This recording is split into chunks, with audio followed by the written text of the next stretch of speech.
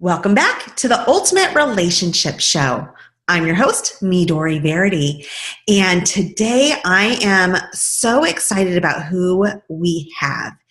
If you're a person who has been wanting change in your life and in your mind, and you've thought about meditation, you know meditation's good for you, and all that brain plasticity and brain science is supposed to be helpful, but either you've tried it and it hasn't worked for you, or it just seems a little bit kind of weird and beyond what you're used to, I want you to stay tuned because the gentleman that I have on today, Mr. Stephen Frost, he is going to be talking about that and helping us uncover the secrets to make all that brain science and meditation, make it all work for us and make it not quite as weird. So anyway, let's welcome Stephen Frost to our show.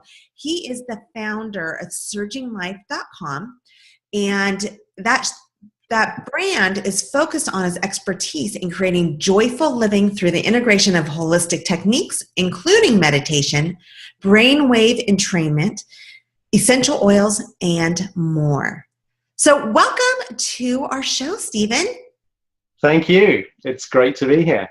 Well, I was telling you before we started recording that I just started doing the whole meditation thing.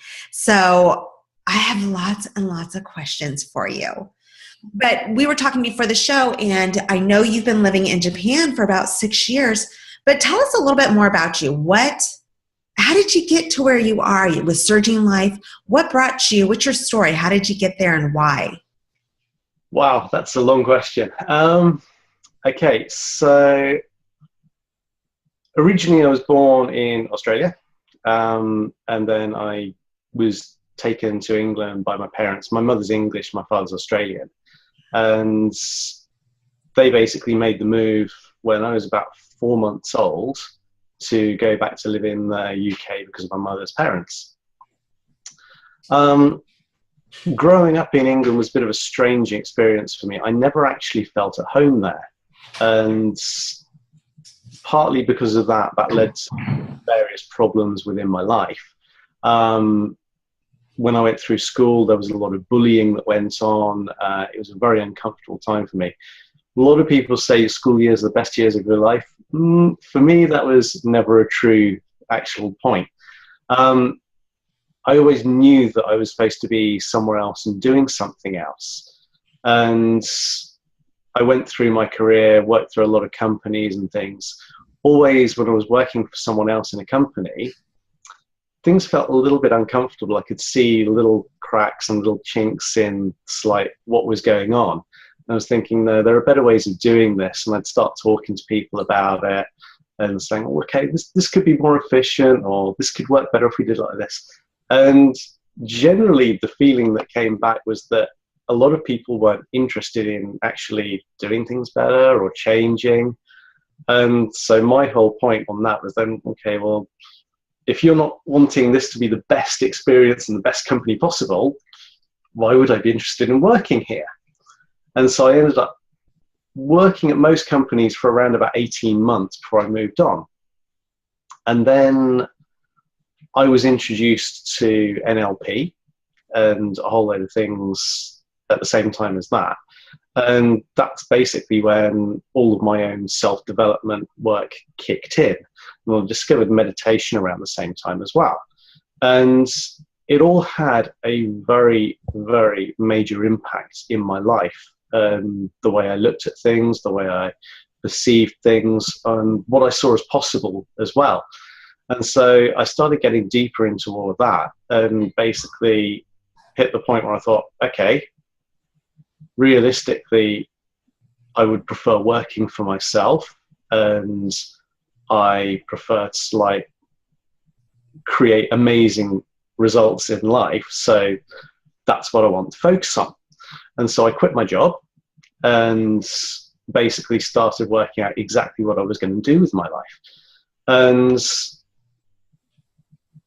at that point, I must have been coming up on 30 around that time. So I built up a little bit of experience on things, but I still hadn't quite worked out exactly what I was going to do. And I still had a huge amount of baggage. One of the serious things that happened was that in 1996, I had a very bad accident, traffic accident.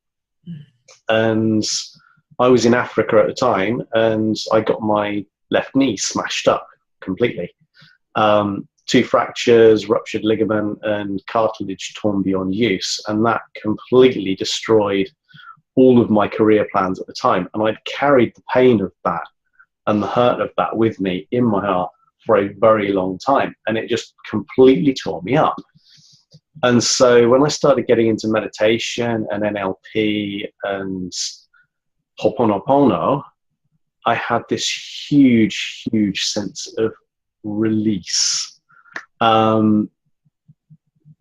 Yeah, I mean, basically, the first time I was going through timeline therapy, I was crying, and it was wonderful. It was absolutely amazing to just feel all this stuff disappearing, and that whole thing then led me to the point. It was like, okay, if this is what I'm feeling, if this is the release that I'm getting, how many more people out there that realistically could actually do with something similar and actually want to live a properly joyful, happy life? And so that's when I started getting into doing coaching and actually aiding people to achieving joyful living. And everything else has just kind of come through that. My transition, my movement to Australia for a year, and then up to Japan, where I've been for the last nearly 6 years.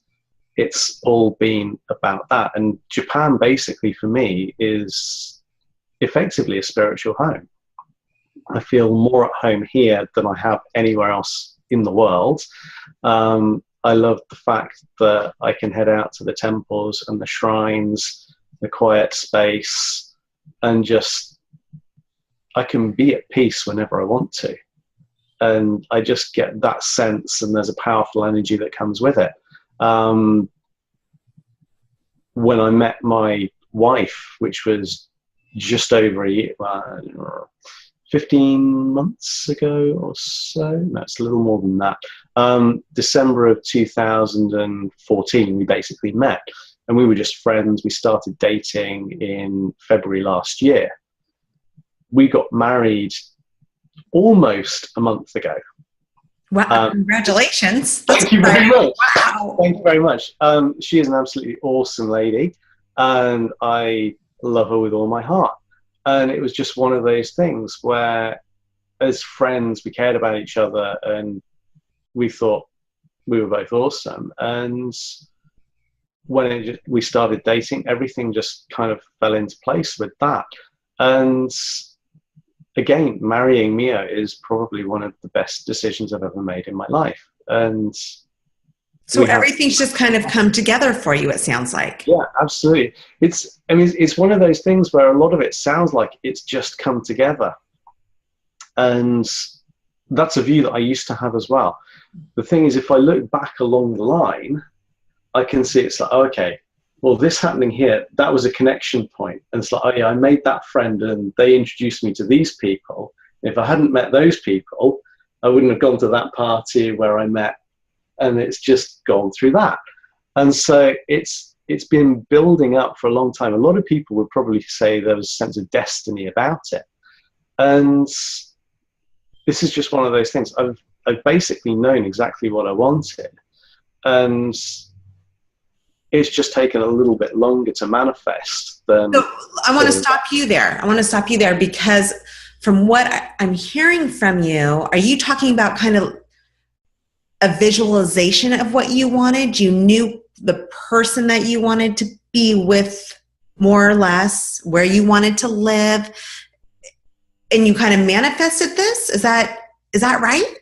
That's getting on for it effectively. I'd done a lot of, certainly when I was getting into the NLP, I did a lot of work on actually clearing out all of the negativity and all of the things that can basically hold a person back from actually achieving what it is that they actually want to do, have, and be within their life.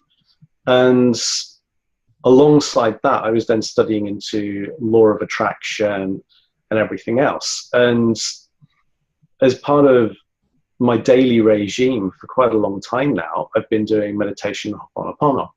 And the Ho'oponopono, that's almost non-stop. I mean, the mantra is basically going there in my mind.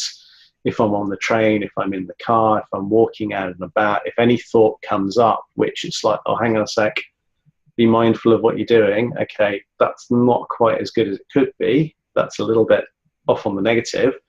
Cleanse on that, clean on it. And I have known for a very long time the kind of person that I wanted to be with.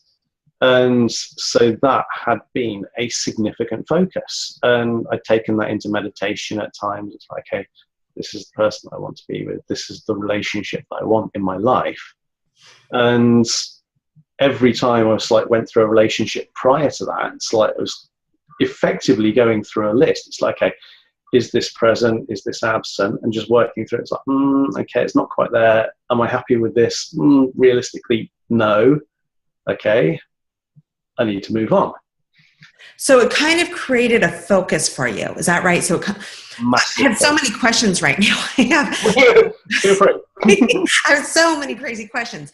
So do you feel like because of the meditation that you were able to see more clearly where you wanted to be, who you wanted to be with? So therefore, when you did meet someone, that you were able to kind of go through it and say, yeah, no, this is not the person. It's not close enough. I need to move on. So it was kind of a quicker experience. Is that right? Absolutely. Through working with meditation, through practicing meditation, it's given me the ability to gain clarity in a huge, huge way. There's a huge number of benefits to actually going through meditation. I mean, you mentioned earlier about neuroplasticity, that kind of thing, the effect that it has on the mind, the memory, concentration. I mean, those effectively are kind of like surface level benefits.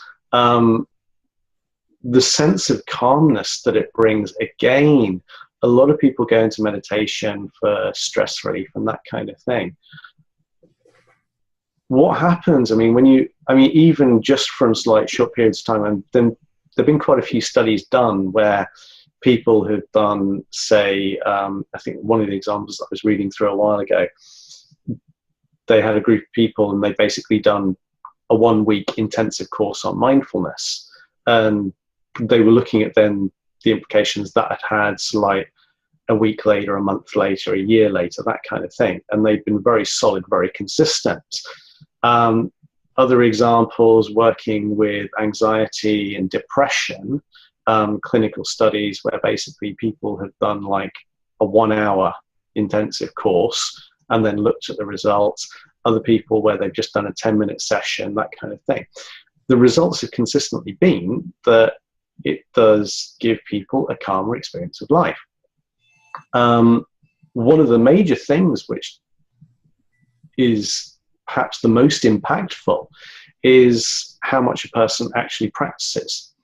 Now, if you're just doing 10 minutes a day, yeah, absolutely, it's going to have a good effect. It's going to be really good.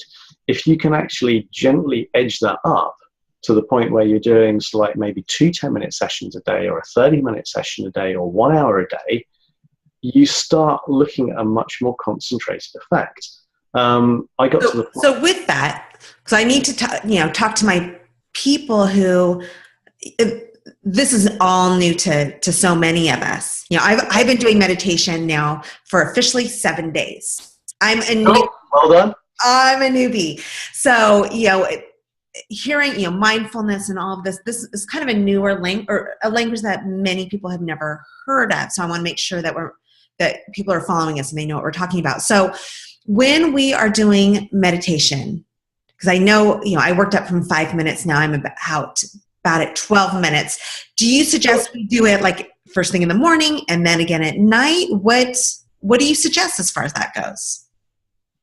In terms of the best times of the day to meditate, that's realistically up to you. There is a common belief that doing it first thing in the morning Okay, so as soon as you wake up, going straight into a meditation is a really good thing. And there's a lot of reasoning behind that. Your mind is still in a very calm place, and it's a very easy way to transition into a meditation. Okay, there's less of the background chatter going on, and so you can enjoy that peace, that stillness with great ease. If you're going last thing at night, that's also an awesome time of the day to do it. You can release off everything that's happened during the day, and again, through achieving that peace, that calm, you're then setting yourself up for a really good night of sleep. So that's a good thing to do. If you do it when you get home from work, or when you finish work, if you work from home, that's another good way to basically release off everything from the day. It's one of those things. I mean, even as an experienced meditator, I still get things if I go into meetings or when I'm working on really intense projects with a lot of other people and coordinating between people.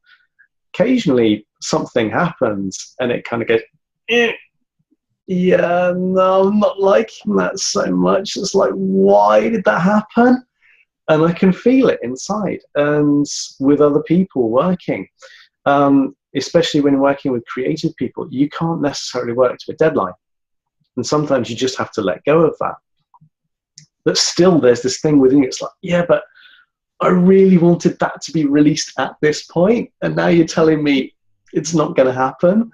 Or you're then pushing to see if you can pull the time back somewhere else. And that can get stressful. Mm-hmm.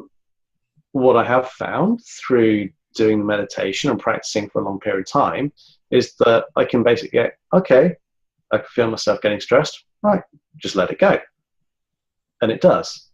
So now you've practiced so long that you don't have to go and sit down and cross your legs for 10 or 15 minutes. You're just mindful. When we say mindful, it means awareness, right? Yeah, absolutely. It's being aware of what's actually going on within your own body and within your own mind. It's having that consciousness, that awareness of how you're actually interacting with the situation. And to a certain extent, it's also you that's creating the situation as well. When you're going into one of these situations, and if you become aggressive, well, I hate to say it, but that is basically going to get directed back at you. And so going into these things and then suddenly thinking, okay, I can feel what's happening here. I'm just going to calm myself down. Generally, the situation starts to dissipate as well. And so, yeah, I've meditated for well over a decade now. So you're quite experienced compared to my 7 days. I'll be there. A little bit. But yeah, it's one of those things. The level of practice does have an impact. So I work with that, and it does help to release. There are times when things get a little bit more intense, and it requires a little bit more effort on my part to basically release it. There are times when it's just like, it feels like a small thing to me, and I can just release it really quickly like that. Other times it's more intense, and it's like, okay, I need to give myself a little bit more time with this. But yeah, generally, in terms of the best times of the day to meditate, that's also, it's down to you. You know when is good for you. And if you're feeling it's like, okay, now would be a good time, then generally that's a good time. In the middle of the afternoon, if you want to take it during a lunch break or after lunch, if you can feel that level of slight tension within you rising, or if you're just feeling an increasing sense of wanting to be calm, take 5 minutes, take 10 minutes. So, okay, I have to ask you, from something that I teach in all my programs is goal creation, creating goals. And so we deal with 90-day goals and really kind of pushing ourselves. And we're, through meditation, you talk about peace and tranquility. How, through practicing meditation, how can it help us achieve our goals? What are some techniques we can, maybe I should back up for a second. Can you help us a little bit with learning to do meditation for those of us that it doesn't come naturally? Do you have any quick tips for us so that we can actually sit and not think too much? Okay. Well, this is then getting into another thing about meditation, because there are lots of different types of meditation.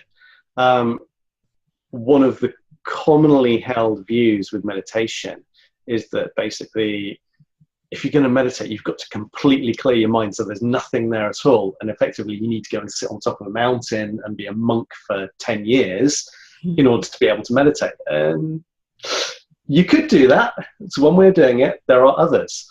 That whole approach of actually completely clearing the mind so it's absolutely empty, well, that's actually from one particular school, which is from the Rinzai Zen style of meditation and learning.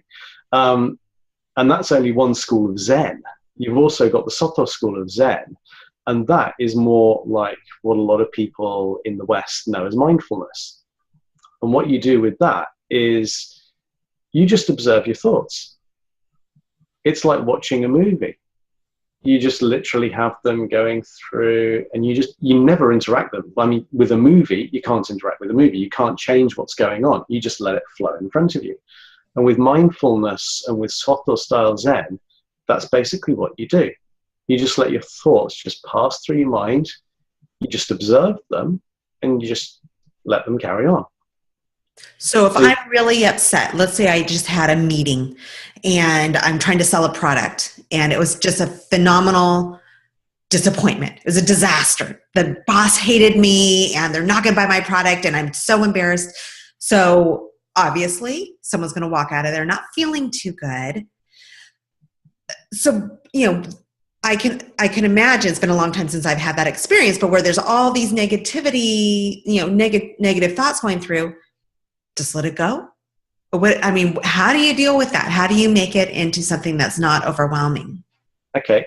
One of the things that you can do with that would be using the Ho'oponopono stuff. I don't know what that is. Okay. So Ho'oponopono, in the simplest form, is just 4 phrases, which are, I love you. I'm sorry. Please forgive me. Thank you. And you just literally go through those over and over again. And it's a whole process of forgiveness and release.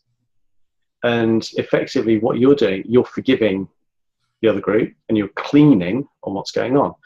And one of the things that a lot of people talk about when they're actually practicing Ho'oponopono, and certainly something I found myself as well, is that as I'm cleaning through, I tend to find the reasons that I've actually created these things. And certainly, this is something, again, that's come up from the training that I did to become a master practitioner in neurolinguistic programming, is basically putting yourself at cause.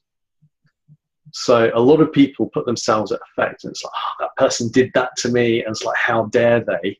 It's like, yeah, okay, that's one way to do it. It's externalizing the problem. When you actually put yourself at cause and you internalize the problem, you also internalize the solution.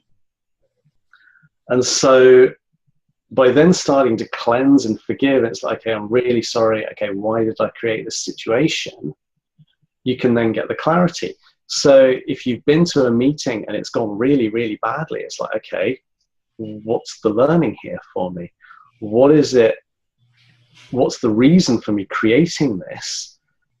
And what is it I need to pick up so that basically that never happens again, and that it flows smoothly the next time, and I actually get the result that I want to. And through taking time with meditation, basically just working through things like the Ho'oponopono technique to just ease that situation, ease that stress, and just release it, you can start to get that clarity on those kind of situations. With the mindfulness techniques, just allowing the thoughts to flow through, it takes a little bit of practice. Absolutely. Most people, we live in a society, in a world now, where a lot of people are taught within school that they have to think about what they're doing, and they have to, if they've got a thought, they need to hold on to it and basically stick with it. It's like, you don't. you can just let it go. And if you want to pick up the learning, you can, but you don't have to really hold it tight in order to do so. Sometimes the best way to pick up a learning from a situation is to just release it. The other thing that can be very useful in those kind of situations is the whole thing about mind-body feedback. Now, when you're going into a state, say sadness, anger, that kind of thing, there is a whole physiology that goes with it. And if you actually break that physiology and do something completely different, you can actually break away from that state. This is one of the reasons that a lot of people find it so useful going to the gym after work, because they're completely breaking state. When you're running on a treadmill or when you're lifting weights, it's really difficult to be angry. It just doesn't work. You can't be sad, you can't be upset. You're in a very different state. So if you're doing something that actually puts you into a physiology of being at ease and being calm, that's what's going to flow as a psychological state thereafter. And that's one of the reasons that meditation can be good, because you're going into a situation, you're coming into a pose which is all about calmness and meditation, and the mind can then just naturally flow with it. So are you saying that by having a calm mind and a peaceful mind, that you're able to see things more clearly? You kind of can find the answers. Like you said, if you go into a meeting and it's a disaster, you go in and you do your meditation exercise. So, and you were talking about so that it doesn't happen again. So by doing this, is that what's happening? Is that you're creating a peacefulness in your mind so that you can actually think logically? It's one of the benefits, absolutely. There's a whole load of other stuff on top of that. I mean, generally, the calmer you are, the more you can actually work effectively as well. And when you're feeling calm, when you're feeling at peace, you can see what's coming up. You can feel the truth in the communication that you're receiving from people, and also from the communication that you're giving out. And when you've got that calmness, that ability to gain a proper perspective on things, you can actually work through those situations more. And when you've got that, there tends to be a lot less stress in situations. And if you can feel someone else getting stressed, you tend to be able to communicate with them in a more effective way, such that they also calm down. And when you've got everyone in the room being calm during the meetings, things flow a lot more smoothly, and you tend to get a result that's beneficial to everyone. And when you've got that beneficial result to everyone, you can get consensus, everything connects, and you've got a win. And I'm thinking also in your marriage, that can be very effective. Absolutely. Absolutely. Yeah. Certainly, if I look at my relationship history from the time I was like late teenager through till now, one of the seriously different things is the fact that I'm a lot calmer and I know myself better. One of the things that I mentioned earlier with my earlier life story was the fact that when I was going through school, I was bullied a lot. It took a long time for me to basically learn to love myself and to let all of that stuff go. And it was realistically only when I'd learned to love myself and I'd actually clean and work through all of that, that realistically I could actually start to accept real love from other people. And so that, you've got the calmness, you've got the self-love, and all of that stuff can come with a certain amount of ease through meditation. And when all of that comes together and you're actually working with your partner, it's like basically you've got everything there, and it makes things so much easier. That is a huge reason why I am so excited about meditation, because just in 7 days and only doing it really one time a day, I always do it in the morning. I've made that my ritual. Twice I've done it at night. But I can sense the calmness. I can sense, when I start my day that way, I'm more relaxed, and, punches still come, but it's almost like I can deflect them better. Absolutely. And, yeah. And so I was thinking about that. I was thinking with a relationship, you can't control your partner. That's just, you can't. No matter how hard you try. I've been with my partner for almost 30 years. You can't. So, yeah. But you can control yourself, or you can learn to control yourself. And so I was thinking, wow, this is so incredibly powerful. It is. If you want to really push it out to an extreme, one of the examples that I come back to quite a lot is the fact that if you go back to really old Japan, to the time of like the Bushido and samurai, mm-hmm. a lot of the samurai used to basically train in Zen meditation. And one of the benefits for them was that clarity, that ability to focus. And that's one of the things that made them such fearsome warriors and such fearsome swords people. They had that calmness, they had that clarity. So when it came into battle, when it came into fight, all the things that would make other people flee in fear, they would just, no, go. And that was it.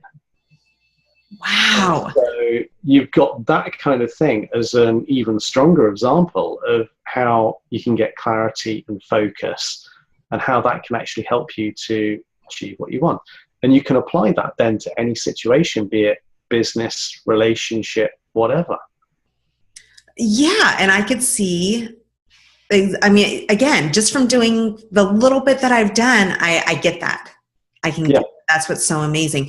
So for someone who's never meditated, and I know you talked about a little bit of this, can you kind of walk through some tips, some just super simple tips for someone who wants to test it out, or an app, or anything that you can advise for someone who's never done this before? Generally, the first thing that I would say is to go easy on yourself. Okay, a lot of people, when it comes to meditation, they put a lot of pressure on themselves as beginners. They're thinking, this is what I have to be doing. These are the results that I have to be getting. It's like, just let it go. Just release. Be easy on yourself, and the calmness will then follow through that. As a beginner, one of the things that you can do if you're having trouble just keeping your mind calm and quiet, and that in many ways a lot of people would expect anyway.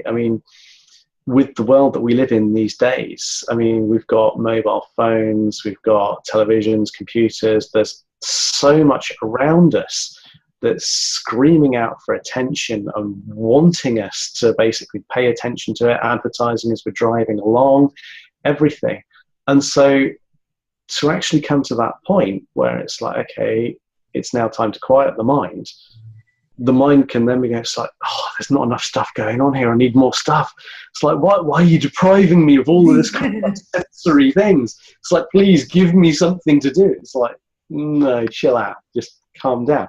Yeah. So it's also getting away from that requirement for sensory stimulus and just accepting that you can be there in the moment. One of the things you can do is work with guided meditations. So have actually someone's voice there taking you through, telling you what to do, telling you when to breathe, telling you what to think about, all that kind of thing. And that's a really good way for a lot of people to just let go of it, okay? Because the focus is then different. They're releasing the focus being on themselves. And it's like, I can't meditate. It's really difficult for me. I don't know how to do this. To, okay, well, this person is an experienced meditator. They know what to do. I'm just going to follow with them. And suddenly I'm at ease. So working with guided meditations can be a really good thing. Working with simple relaxation or meditation videos. There's a whole set that I've actually done through Surging Life, which they're basically just nature scenes, sunsets, sunrises, all sorts of things. Sakura, which is the cherry blossom, just literally focusing on a flower. And basically, you've got that for 10 minutes with music or with nature sounds in the background. And again, it creates a focus. And with that, you can just let go of the other thoughts. And it provides a gentle, calm, easy route into actually then going off on your own and closing your eyes or just staring off into the distance and being in your own mind. So there are different ways. I mean, you can take it as a gradual process. Actually having to go into a room and just be completely nothing, that's pretty extreme. And for a lot of people, that's very difficult. Some people can do it, but some people find that more of a challenge. So work with some of the different meditative aids that are out there and just ease yourself into it. But yeah, go easy on yourself.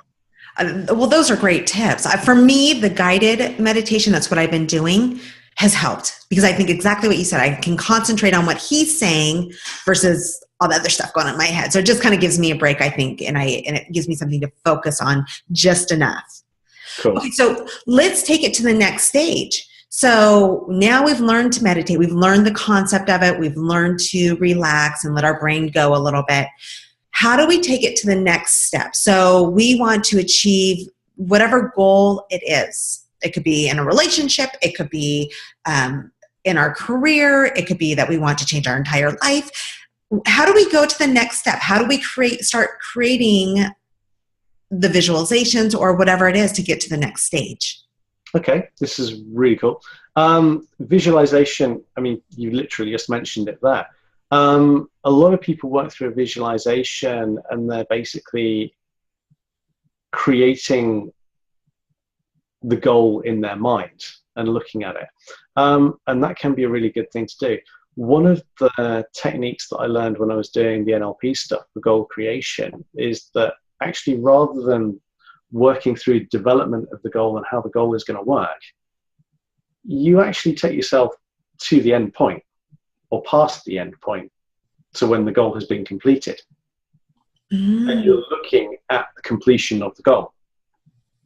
And with that, you have everything there in your mind. You visualize what it is all, what's happening there, how does it look? But you can take it even further than that as well. I mean, visual is only one component. We've got the five senses, if you're not including sort of like the gut instinct that people have as the sixth sense. So you've got the visual, but you've also got the auditory. You've got the feelings that come with it, the kinesthetic, as well as the internal feelings. And you've got then taste and smell. Why would you ever concentrate on just the visual? It's depriving your mind of something else.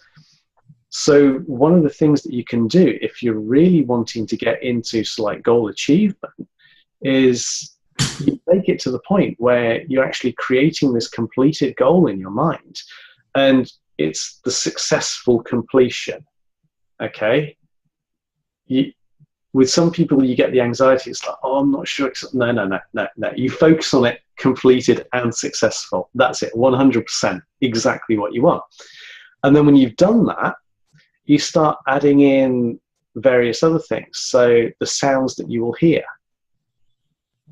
Okay, so you're going beyond just looking at it, but you're hearing what's going on as well. And then with that, you also bring in the feelings too. So the emotions that you have. An emotion on that kind of thing is really, really powerful because of the way your unconscious mind works. When you start creating that kind of thing, it's a picture, but it's far fuller because you've got the other bits in there. I mean, if you want to add in things like the aromas that you'll smell as well, I mean, depending on where you are, I mean, for instance, if you were visualizing the successful opening of a restaurant, you'd have the visual of everything with the restaurant, the feeling, everything else, but smelling the food as well. I love that. I love that. Being produced. If you're working with a salon, okay, you'd have the aroma of the salon. So you can pull that in as well, and you can start to bring that into the visualization. And as you do all of this stuff, you make it even more compelling. And your mind then starts to, oh, okay, right, I can get a sense of this. If you then want to amp it up to an even stronger level, after you've done that, you actually break out of your own body. So you're looking at yourself in that situation. Okay? Uh-huh. So you can see yourself at this final moment of completion with everything going on around you, and you're there as the focus in the middle of it.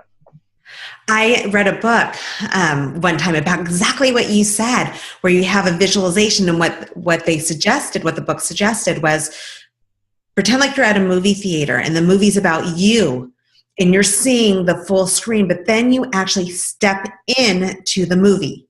Yeah. And so you're embodying what it is that you want. That's cool. Okay, so what if, let's say you want these huge goals, and that's exciting. You want to have goals that scare you a little bit, right? So you're sitting there, you're visualizing, you're trying to do the smells and the taste and everything else. You're trying to do everything exactly as you're teaching. But that little monkey chatter starts hitting and saying, there's no way it's going to happen. All those self-doubts and how are you ever going to achieve that? What do you suggest? What's a good way to deal with that, the negativity? Dealing with the negativity, again, working through with things like Ho'oponopono and meditation. Just letting it go. Most of the stuff to do with self-doubt, that effectively boils down to self-esteem and self-worth. So anytime someone doubts what they're doing, it's like, okay, part of that could be down to, am I worthy of achieving this? There can be other things to do with self-doubt. I mean, it depends on how it's actually coming through. If it's just a niggling little thing, that can be set down to self-worth. If it's something that's really strong, could start asking questions about whether you're actually going for the right thing. Mm. And I know with certain stuff that I've done in the past with like businesses that I wanted to work on, things like that, there's been this kind of like, okay, yeah, but I really want to do this. I've got to do this. Like, yeah, but it doesn't feel right. No, this is uncomfortable. It's like, yeah, but I'm going to do this. And you just push for it and push for it. And it tends to be that the less you listen to your gut instincts and to your intuition about these things, the stronger the unpleasant result is going to be at the end. And so actually taking a moment, I mean, again, going through meditation, listening to your intuition, it's like, okay, is this a wise thing for me to do? Is this going to be the best thing for me? And if you can work it through within a meditation and basically it all comes back as a resounding, yeah, it's good, this is good for you, go for it, do it. If you're getting something in your mind that's saying this is the wrong thing to do, it might be worth reassessing the goal and what you're actually wanting to achieve. If it's going to be success which is coming at the expense of others, then certainly that is something that's definitely worth looking at. And by actually making it something that is going to be beneficial to everyone involved, you can clean up a lot of that feeling. And then when you go back into it, it's like, okay, no, this is good now, we'll do this. Other times, it may just be that what you think you want is maybe different from what's actually going to be best for your life. So you can have conflicting goals. It can be that what you're wanting to do work-wise is incompatible with the relationship that you actually want, or that the relationship that you're working on is going to have a problem if you want to then go off and do something else which is related to travel or work or whatever. And so it's rationalizing all of that stuff in together. It's like, how can I actually create harmony within my life? And so actually building goals where one of the results is that realistically they all work harmoniously together, that's something that's worth doing. And those are the ones that are easiest to achieve, I would assume, because you don't have, just like you said, you don't have that gut feeling that's telling you, you know what, this probably isn't the best idea. Absolutely. Yeah. Yeah. I When love you're it. working from a perspective of everything coming together in harmony, things generally do just flow into place. And it works like that. And when you've got the problems, when things aren't actually harmonious and things are fractures and stressed, it just doesn't flow. And Right. you get problems. And that's when you get people doing a lot of soul searching. And it's like, okay, am I doing the right thing with my life? It's like, well, yeah, that's coming up for a reason. And generally, if you're questioning that, then you should realistically be looking at doing something else. So yeah, I mean, going for creating that sense of harmony through everything you do, that's one of the ways that you will create a much easier, more joyful life for yourself. And that's when things do flow easy. And it's one of the things that a lot of people tend to overlook. And when a lot of people think it's like, oh, everything happened really easily for you, it's like, well, yeah, that's because I started doing everything in a way that was harmonious. Yeah. So I worked a long way to actually do this, and then everything came easily. You didn't see all the work that came in first. But yeah, working from stuff and working from a perspective of creating harmony, that's an awesome way to start creating wins in your life. Yeah. I know since I've gone on this newer path, you don't know my full story, I don't think, but when I turned 40, I had this little midlife crisis and I hated what I was doing. So I've done a lot of work to change and to create this new path for myself, career-wise as well. And one thing that I knew from doing all the research and going to events was that whatever I did, it had to involve my passion, what I felt really good about in order to achieve it. And they talked a lot about being heart-centered, because when that all flows together, it comes easier and you work at it more, because there's going to be challenges no matter what. But when it feels good and harmonious to you and it's not conflicting with your gut feelings, you keep going instead of stopping. And I knew that's what it took. So I want to, I hope you have time, because I really want to go into this. Yeah, carry on. The NLP.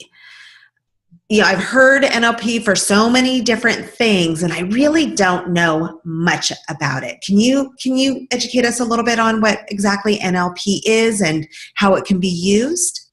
Okay, so NLP, neuro-linguistic programming. So as it suggests, neuro, which is to do with the mind, linguistic is language, and programming, as most people understand, that's basically creating a way of working with things. NLP is a really good way of restructuring beliefs, values, and basically everything that's inside the mind.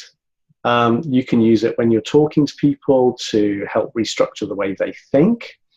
You can use it within meetings to help things go in a smoother way so that people can achieve the objectives of the meeting.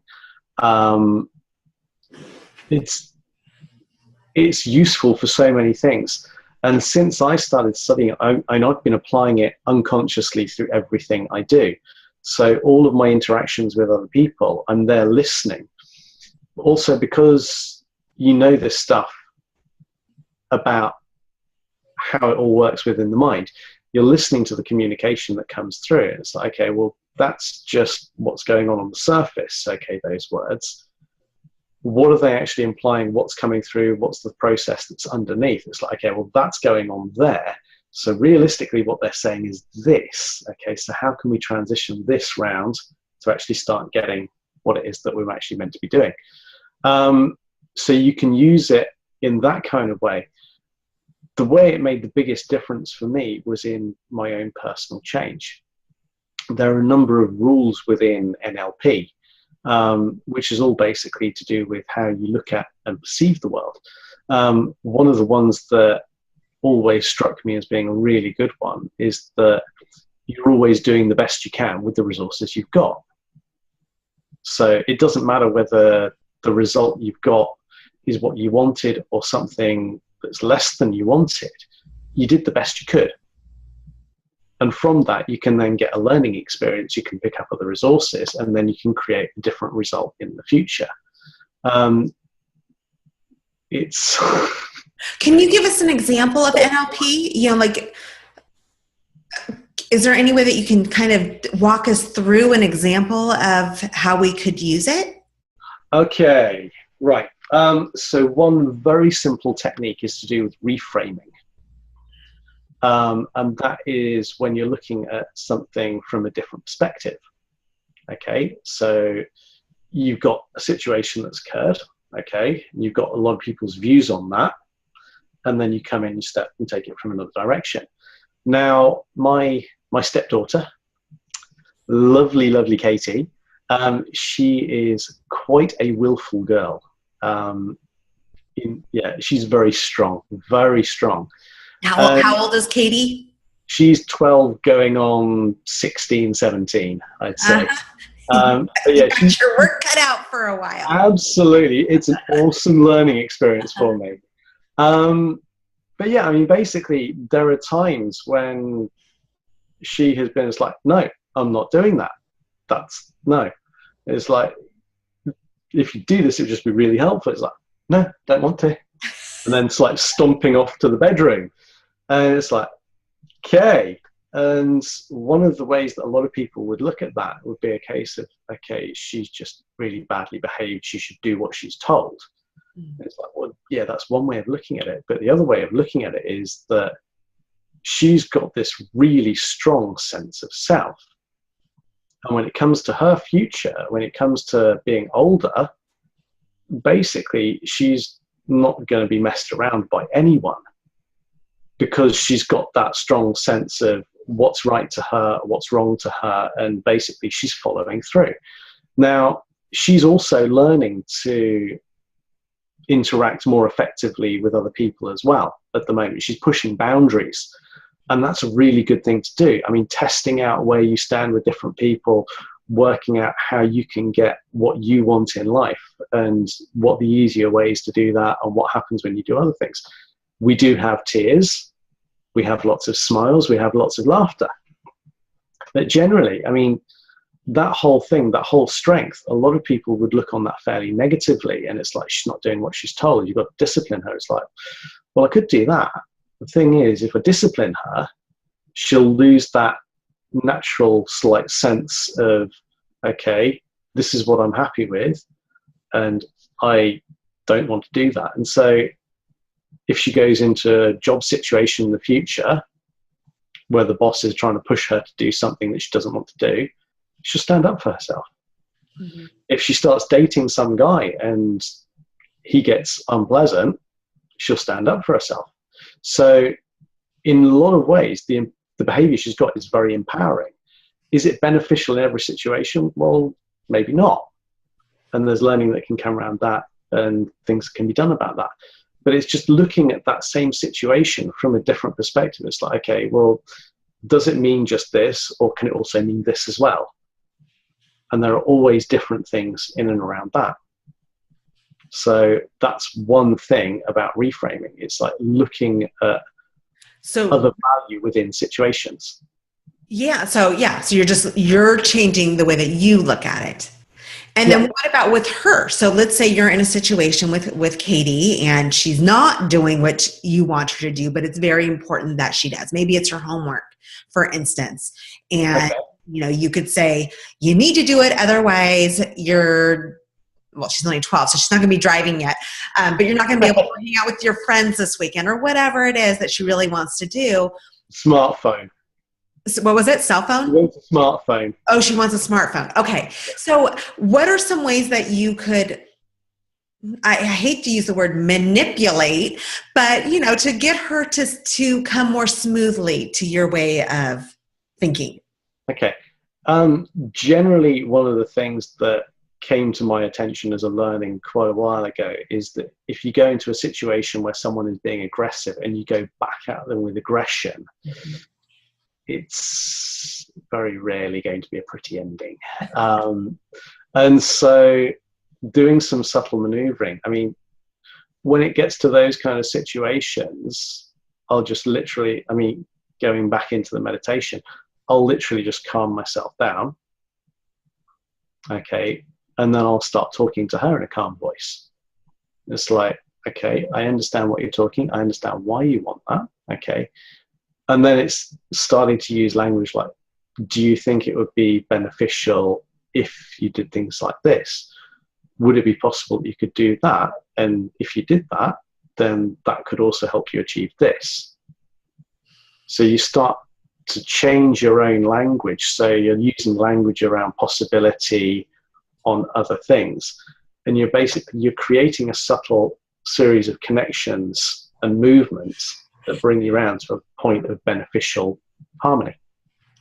It sounds like you're finding a way for her to come up with the solution, meaning I want to do it for myself because of this, rather than you saying you need to do this. Is her deciding that she wants to do it.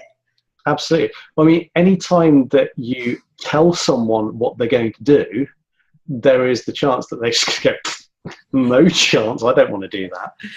Whereas when you actually help them come around to a point, or when they get to the point of self-realization that actually doing this would be in my best interest, it's coming through as their own personal motivation, it's their own inspiration. And as soon as they've got that, it's their own choice, they're far more likely to follow through with it. I can't wait to use this on my son tonight. He's the biggest pig. And I've told him so many times to clean up his room and the reasons why it would be good for him to clean up his room, because it smells and, all the different things. But I'm going to try to implement this tonight. Cool. And I'll let you know. I'll let you know what happens. I look forward to finding out. I love it.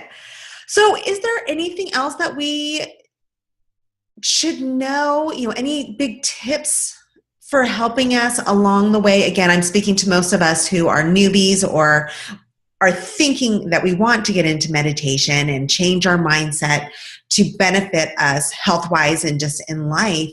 Are there any other tidbits or ideas that we should be implementing that we haven't covered? We've covered quite a bit. Yeah. Generally at that point, I would just say, keep it simple. Okay.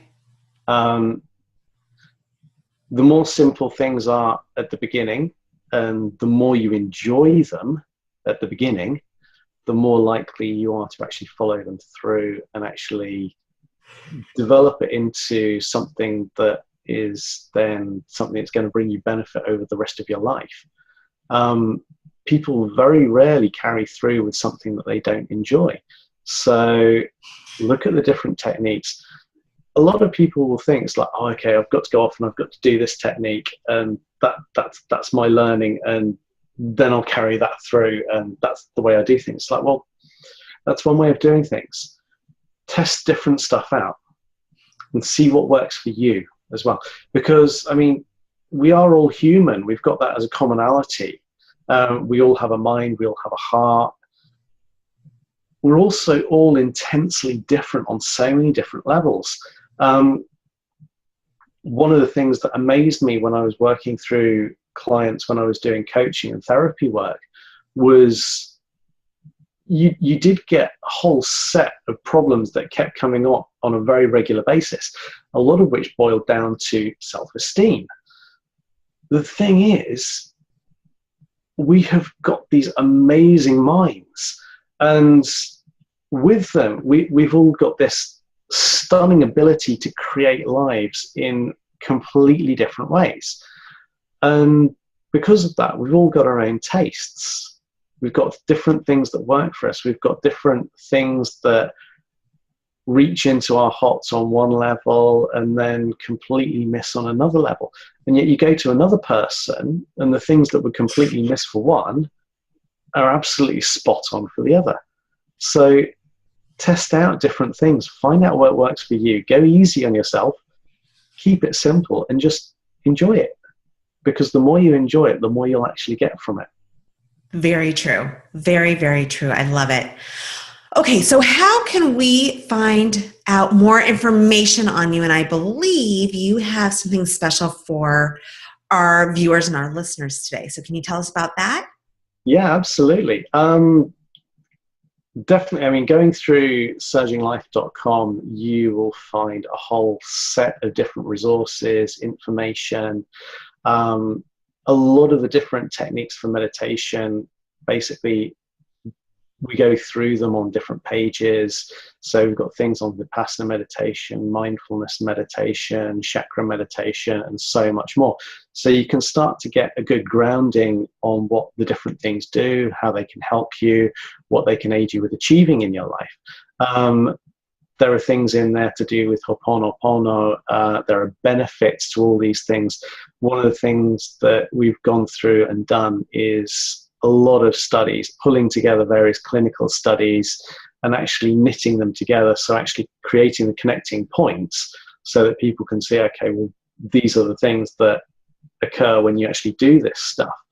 So through surginglife.com itself, you can get a lot of information, a lot of knowledge, and a lot of help through actually developing these techniques for yourself. If you want to then take things a level further and actually head through to the store, which is store.surginglife.com, you'll then find things like the guided meditations, you'll find special music that's in there. One of the key pieces, which is one of the first pieces that we did, was a piece called Homeostasis.